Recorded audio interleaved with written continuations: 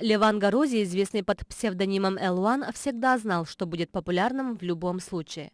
Как-то складывается по жизни, что все, что он делает, в итоге имеет какой-то отлив победы. Так было в КВН, на радио, в спорте. Поэтому он и переехал из Якутска в столицу страны, в Москву, с полной уверенностью, что будет именно так.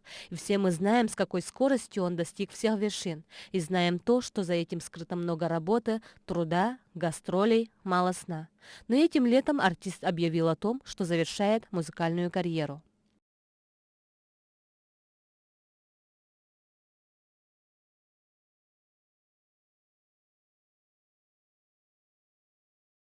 В своих песнях Леван часто говорит о родине. Вспомним знаменитую якутяночку.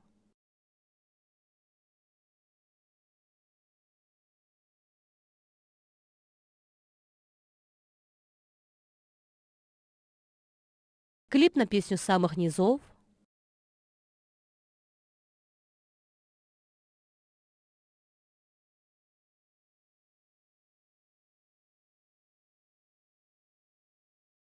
Эти клипы он снял в Якутске, а теперь Еллей Ботур.